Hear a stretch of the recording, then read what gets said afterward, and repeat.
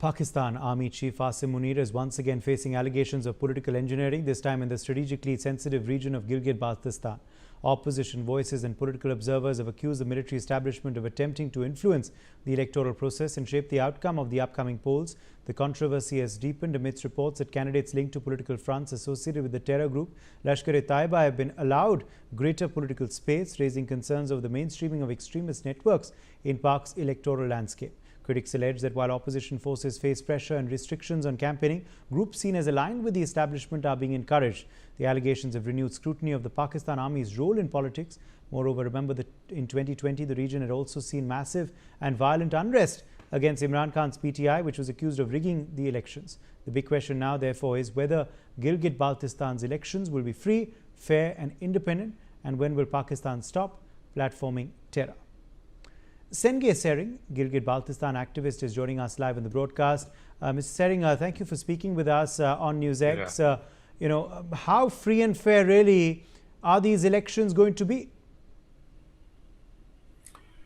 Well, elections have never been free in the history of Pakistan.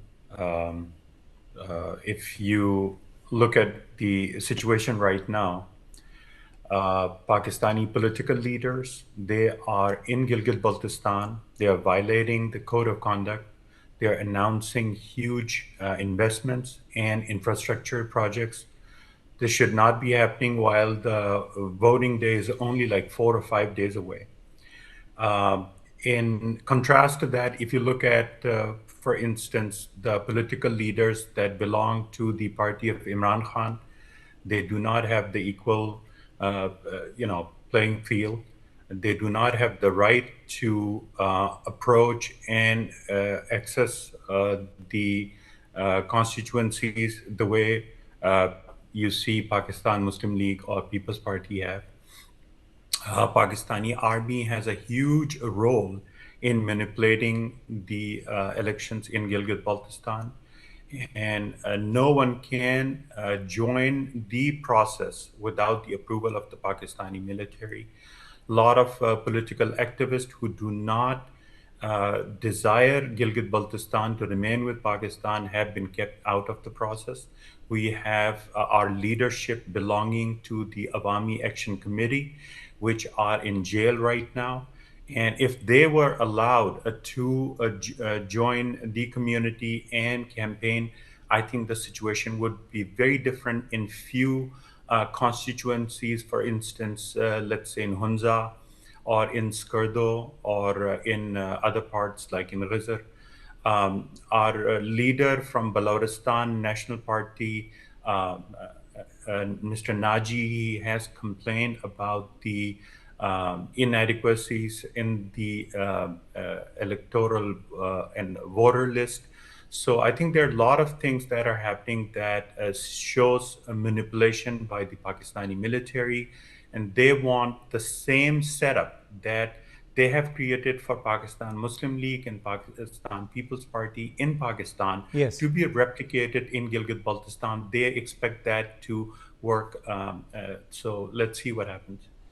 Yes, also, this mainstreaming of extremist elements that have connections with the Lashkar-e-Taiba, mainstreaming them in Pakistani politics. What does that also tell us about what's happening there currently? Well, we expected that after Operation Sindoor, there would be some kind of retrospection. There would be some kind of inward looking. There would be some kind of change in policy in Pakistan.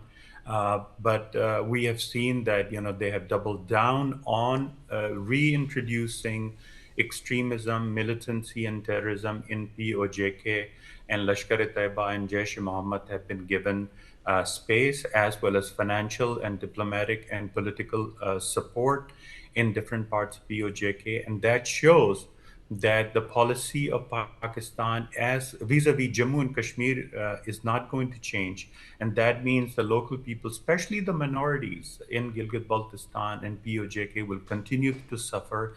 And all the money that is supposed to go towards the development of the local people will continue to go to promoting terrorism. Okay. Also, Mr. Tsering, I have to quickly ask you, about the Pakistan Army's role in all of this. Of course, we know how they have been at the forefront of rigging elections, of deciding political outcomes. But what role are they playing, the Pakistani Army, under Field Marshal Asim Munir, in the Gilgit-Baltistan polls? Well, Field Marshal Asim Munir has already displayed what he wants in the rest of Pakistan, the way he has manipulated with Pakistani constitution, the way he has extended himself, his portfolio, as well as his tenure for the next, I don't know, 10 or 15 years. That shows that he has long-term goals in Pakistan and manipulation, interference in Pakistani political system. So that extends to Gilgit-Baltistan. In Gilgit-Baltistan, we expect that anyone who is loyal to the Pakistani military will be receiving far more projection, and they have a very strong chance of winning the election. There are a lot of independent analysis that has happened that shows that if Pakistani army was not interfering, then Imran Khan's political party and the nationalists would have a strong chance of winning election in several constituencies, and Pakistan's Prime Minister's party, Muslim League, would not even get 2 or 3 seats. But now we are expecting that this coalition that we have right now will receive a majority to rule for the next 5 years, which clearly shows that there's a strong interference from the Pakistani army, and that is the only reason they would be able to turn out the election in their own favor. Also, Mr. Tsering, there has been a statement by Nawaz Sharif as well on the lack of development. The former Prime Minister has commented on the lack of development and infrastructure in Gilgit-Baltistan. What do you make of that statement that is coming? Well, isn't that a joke? Because his own brother is the Prime Minister. He has been ruling the country for the last, several years. I think, they also sent 5,000 or 6,000 police personnel from Lahore, from Punjab police to Gilgit-Baltistan. That also shows that, Ms. Maryam Nawaz, the Chief Minister of Punjab, will be able to, manipulate the election there, because her own law enforcement will be in Gilgit-Baltistan.